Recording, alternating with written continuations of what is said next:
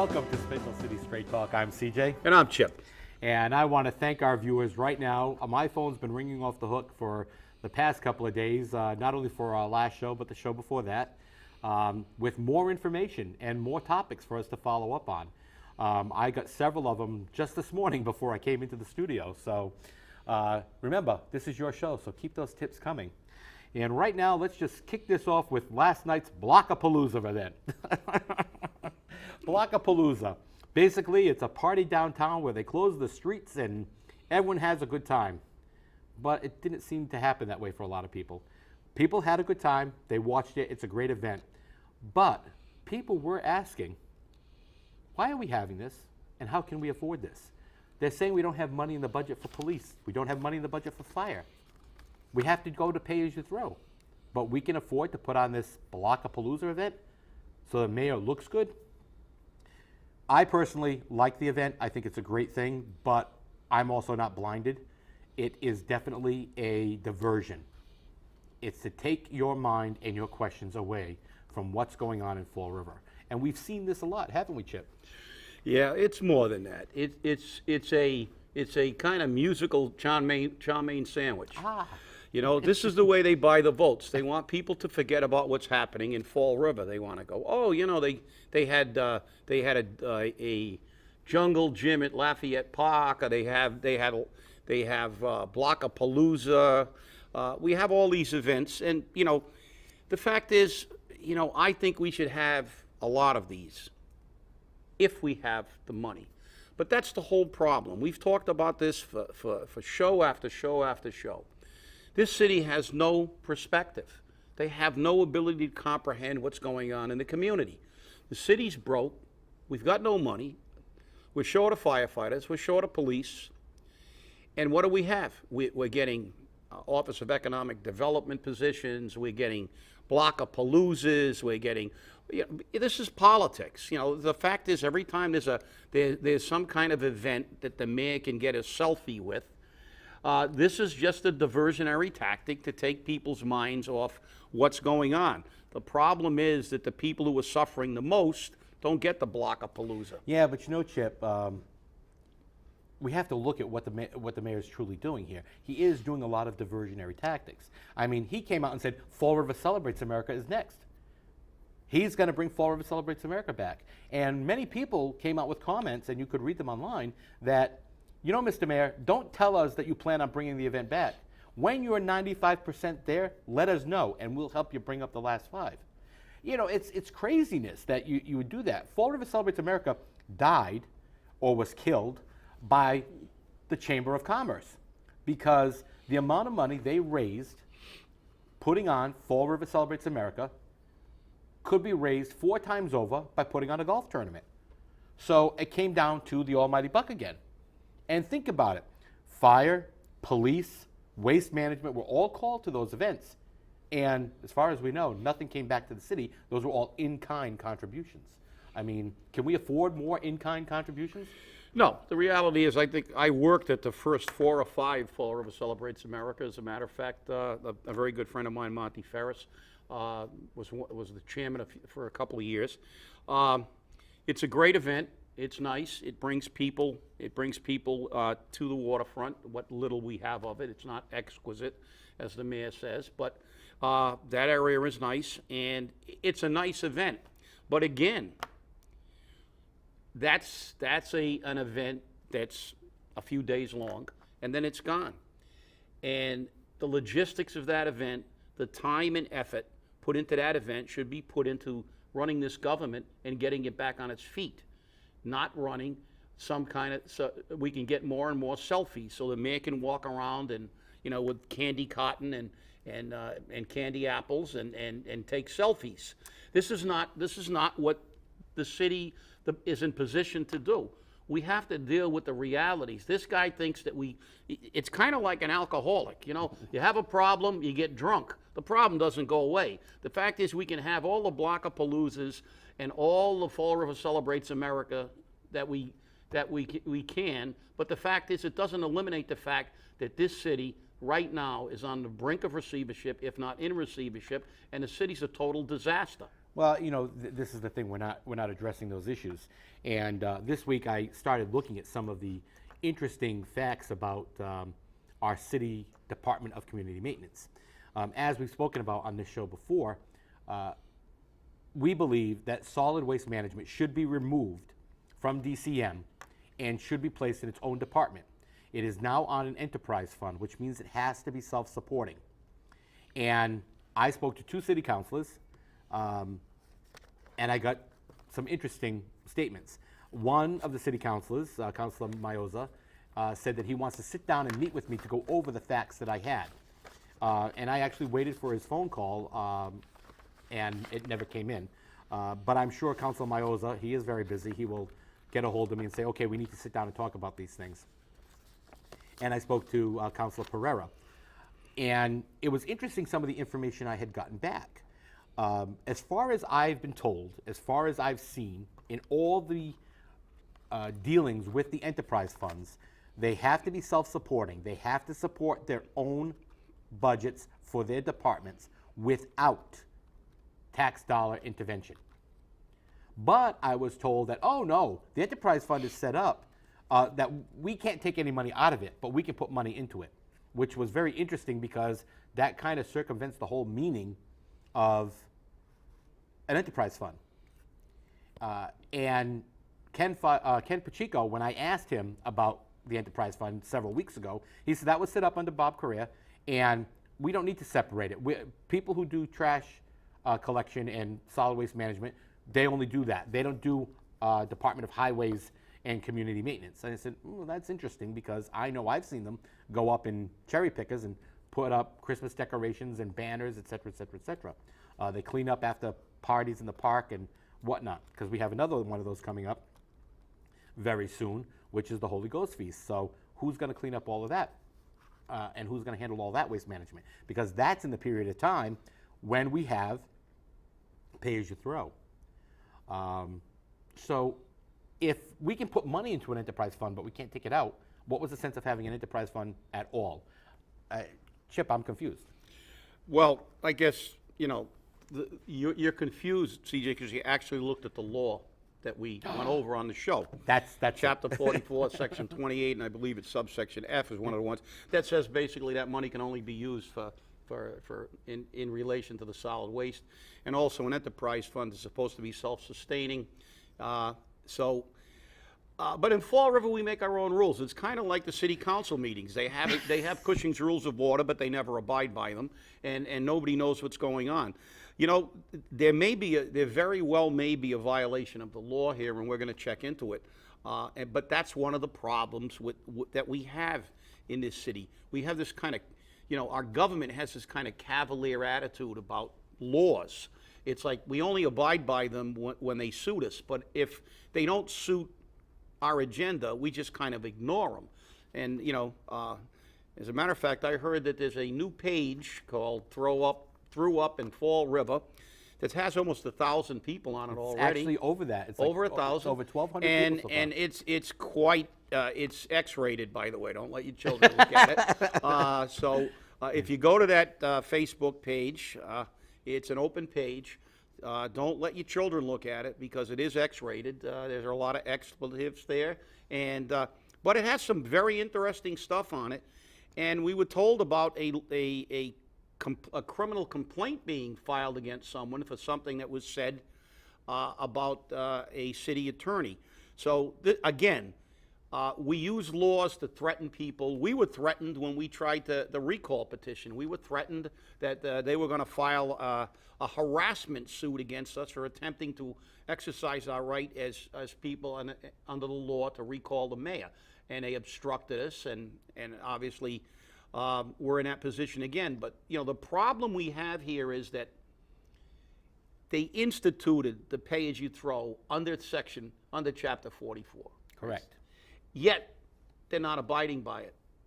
At least it appears as though. And they don't even have the wherewithal to try to check to see if they are. They just go, the hell with it. That's the way we've always done it. Well, guess what? If what you're doing is illegal, it's illegal. Because you've been doing it doesn't make it right. Two wrongs do not make a right. Only in Fall River. But 3 rights make a left. Only in Fall River. And speaking about, following the law, an article was released in regards to the Boston Redevelopment Authority, and the new mayor has taken them to task, and he is putting in a whole new set of rules, regulations, and auditors, which should have been there in the first place. But for some reason, they've ignored it. And this comes to an issue that's been coming up here in Fall River about replication of housing units, et cetera, et cetera. And what these developers were doing in the Boston area was they were taking the money and they were allowing the tenants to not pay their rent so they could show an increase in vacancy so they get more money. And they never went to collect that rent. So now the mayor of Boston is basically streamlined the Boston Redevelopment Authority, and he put in a set of auditors who looked at it and kind of pulled their hair out and said, what is this mess? Nothing is on computer. Everything is in paper files. They're all over the place. There's no accounting practice that's accepted, and every single department or area is on a separate accounting system that doesn't communicate with anything. So money was disappearing and multi-millions of dollars missing, and we're due the city of Boston. Well, that's going to stop now, and the redevelopment authority there is taking a good kick in the backside. And the state inspector general is also looking at it. Now, my question is this. Fall River RDA, are you in compliance? Because remember, they're quasi-public. And the city council just shot down 2 new RDA appointees. So let me ask you something. Why would they do that? What is going on at the RDA that we don't know about? And maybe we should know about, because we know our mayor doesn't want to see anything. And we know our city council, while sometimes grow a set, I don't think they're really looking into everything. If this is going on in Boston, what makes you think it's not going on here in Fall River? Chip, any comments? Oh, yeah. Well, first of all, I have to tell you, CJ, you shouldn't use words like you did in your little speech in Fall River. You streamline government, that's an expletive.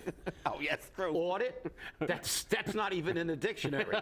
Those are words you can't use in Fall River, because if you mention audit, everybody runs and hides and starts making excuses why we can't have an audit. Streamline government? Nah, to hell with that. Why should we streamline government? We just spend more money and tax more.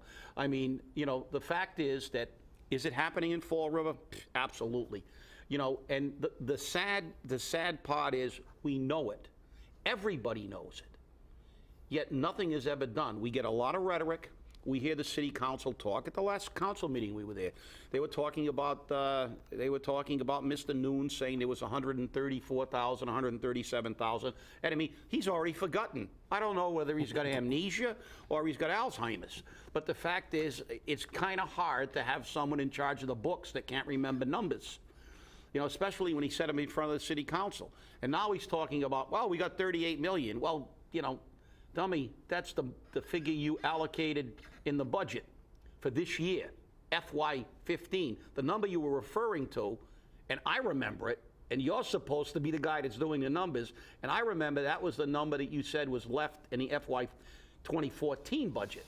So, these are the kind of things that, you have to question, and I applaud the mayor of Boston, because he is kind of really, he is trying and he's making an effort to kind of straighten the city of Boston out. And believe me, running the city of Boston is a lot more complex than running the city of Fall River.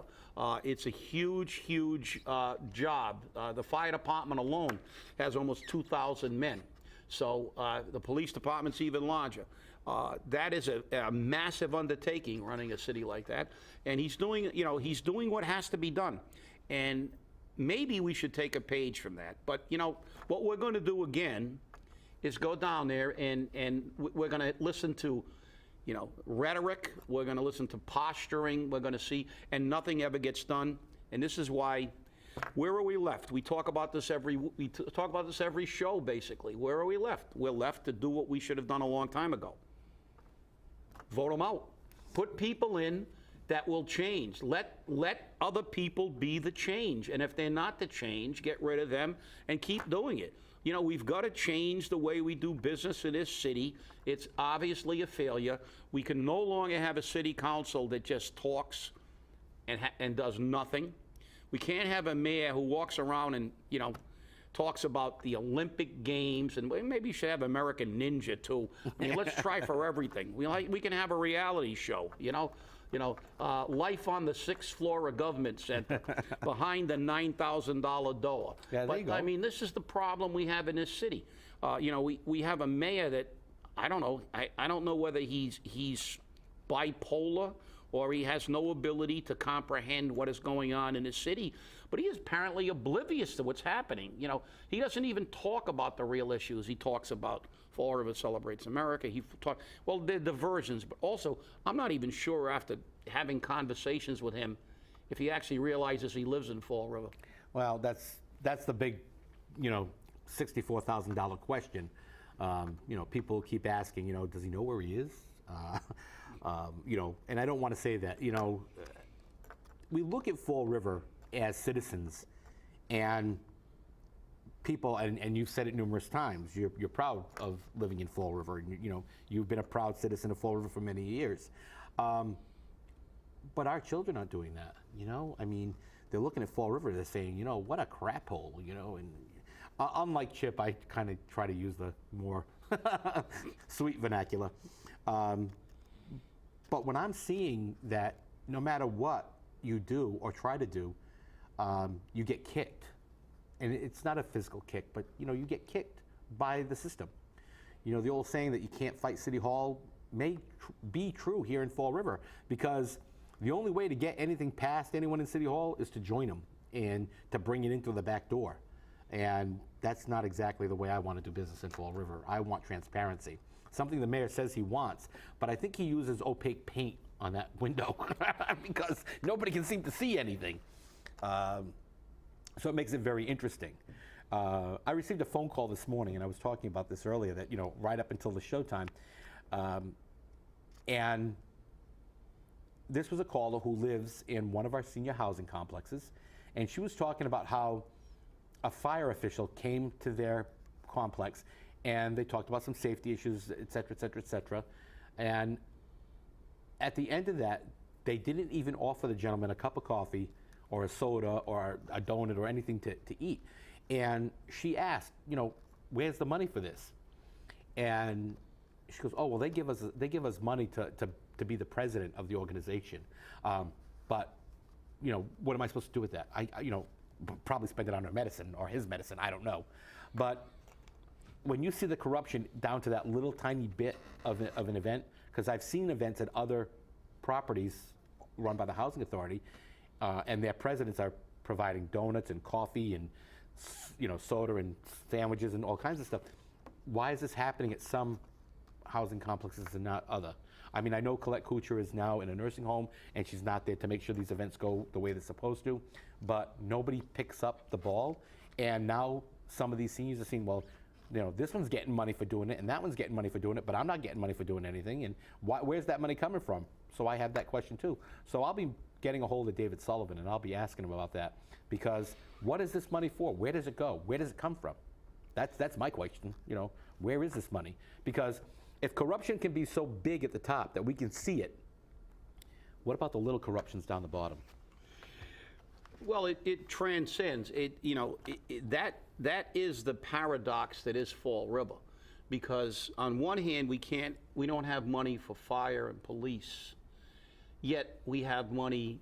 We find money to get a new, economic development coordinator or whatever. $100,000. $100,000 job. And that's without the ancillary support system he'll ultimately get, he or she, whoever it is. We always seem to find money when we have no money for $9,000 doors, for shower renovations, but we can't find money for what really you need. That's the paradox that is Fall River. We have, as I said, I don't know, months ago, maybe a year ago, at one of my presentations around the council, this truly is a tale of two cities. We have the city that the well-heeled live in, and we have the city that the rest of us live in. And it's almost a throwback to the era of when we had, this city was, and some people refer to it as the golden age of Fall River, when truly it wasn't. It was a golden age for the mill owners. It was a golden age for the people who lived in the highlands and looked down on the people living in squalor in the tenements. As a matter of fact, in a book called The Untold Story of Labor in the 1800s, they had a Fall River mule spinner testify in front of the Senate on how he managed to live on, like, I don't know, $17 a year or something. He talked about going down to the Taunton River and getting clams and picking wood from the railroad ties. I mean, the abject poverty that the people lived in Fall River then. And I mean, and we look at it today, not much has changed. You know, we have two cities here, and that's the problem. The problem is, it seems that the people who really run this government have no conception of what they're doing to the people. As I said, you and I both know people who are living on under $900 a month, Yeah. and they own homes. And you know, there's no compassion. And I said it once. It seems that this city has lost its soul, and it's tragic. You know, driving into the studio today, I kind of took the long way to get here. I went right through the entire south end, and then came up right up here to BCC, and I couldn't believe the number of signs I saw in front of businesses, in front of gas stations, in front of variety stores. We accept EBT. And I'm like, has it really become that in Fall River, that we accept EBT everywhere? And that's not a bad thing. It's not a good thing. I mean, it's a bad thing in the sense that our city is so far into poverty that we're living off the government handout, which we've been saying for the longest time. But I think what speaks highly to it also is the fact that we live in a community where back in the golden age, this city was divided. Okay, if you lived in the Flint, you had the French on one side, you had the Portuguese in another section of town, you had the Syrians, the Lebanese, all in one section of town, and you could count them by blocks. Okay, these 5 blocks are all Lebanese and Syrian. And we've done away with that segregation, but we still live with the same fiscal mentality that it's okay to be poor because that's all we've ever known. And again, if you want change, you have to be the change. And we don't see a lot of that happening here. Yeah, you're right. We have had a caste system in this city, and we still do. You know, we seem to almost accept it. And, you know, we talked about economic development, and, you know, Kenny Viola and I had a little discussion at the meeting. And, you know, you made up a good point. You know, maybe we could attract a Gucci store into Fall River if EBT covered Gucci bags. Probably. I mean, otherwise, we're not going to get a Gucci store. Yeah. The fact is that, you know, Fall River, they just don't get it. 23% of the people living below the poverty level. More than 50% of the population is either retired, on disability or some kind of public assistance, or unemployable. So, I mean, when you got a city like this, they can't spend money. And as I said at the last council meeting, when I grew up in Fall River, yeah, we had different neighborhoods, but everybody worked. They all worked in the mills. They all had money. And you could walk up Pleasant Street from Stafford Square and only up to Flint Street, and there were 7 restaurants. Why? Because everybody worked and everybody had a few dollars. It was routine. When I grew up, every Friday night we went shopping, and then we went out to eat. And on Sunday morning, after church, we went to breakfast. And we had businesses. And it seems that our Office of Economic Destruction just doesn't understand that. They keep trying to bring business into a community that doesn't have people that can support business. And that's why I said, look, we've got to bring people back into Fall River first in order to bring business back. And they don't grasp that. But on another quick note, I want to get into Fall River has transcended. The last city council meeting, they talked about the illegal immigrants. So I just wanted a quick thought on you, since that issue actually was presented before our city council on a local level, but that's also a state and national issue. Yes, Governor Deval Patrick made the comment that he wants to equate illegal immigration in the United States to the Holocaust. Because in 1939, the St. Louis came over from Germany with 900 Jewish refugees, and we refused them admittance to the United States, so they were sent back to Europe, and about 50% of them were killed. So is that what's going to happen to our illegal immigrants now? We're going to ship them back, and they're going to be killed? I mean, I don't know. I think that the commentary that was made at the City Council chamber, while it is valid, I think it's also not very well accepted in Fall River. It's not accepted in Providence. It's not accepted anywhere. We are a city of immigrants. We have always been a city of immigrants. We always will be a city of immigrants. But there is a difference between the way our parents, our grandparents, our great-grandparents came here and the way some of these people are coming today. And to have between 1,000 and 2,000 detainees being housed at the North Dartmouth House of Correction in their ICE facility, and they're looking at releasing them with EBT cards. I'm a little, I don't know. Yeah, well, I mean, obviously, I think Rhode Island, there was a few cities in Rhode Island are already opposing the bringing these people in. And yeah, I have a problem also with classifying them as refugees. They're not, you know, the countries they're leaving aren't in the midst of a civil war. They're not in the, there's no, you know, I mean, obviously there's abject poverty. That's why they're coming here. But there's no, you know, there's no political turmoil where they're being threatened as enemies of the state. So they're technically not refugees. Look, they're people that are coming here to try to get a job, and they're coming to the land of quote unquote opportunity. And while I sympathize with their plight, to me, they're not refugees. They're illegals, and illegals should be, you know, rather than trying to figure out how we can keep them here, we should be devoting that energy to figuring out how we can process them quickly and get them back to their own countries. Yeah, well, again, a lot of people don't want them to go back. They want to give them the opportunity to live in another quotation, the land of milk and honey. I don't know how much milk and honey we have, but you know, we're the land of milk and honey. So it's interesting to see what's going on locally, throughout our state, and nationally. And we have to address those issues altogether. Our social service system can no longer handle this. And they can barely meet the needs of our own people, and now we're going to have an influx of, you know, a couple of million of people from Mexico that are here illegally, and we're going to spread them out amongst the 50 states, and the federal government is going to find some way to pay for them. I don't know if that's going to work, and I don't know if a lot of people are going to accept that. You're like 30 seconds. Quickly, I'm going to say something that's going to get some people maybe raise their ire.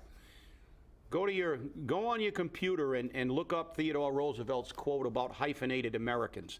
I think that says it all. He says there's no such thing as a hyphenated American. And that's the problem with this country today. Everybody has their ethnic roots, and it's nice to acknowledge them. But when you're an American, you're an American. And that's what Theodore Roosevelt said. He said, you can't be an Italian American. You can't be, you can respect your ethnicity, but you're either an American or you're not an American. And the problem is that this country has swung to the point where we're trying to protect ethnicity more than we're protecting the fact that we should be all Americans, and if we were all Americans, we would be a lot better off. There you go. Thank you for watching. This has been Spindle City Straight Talk. Have a great day.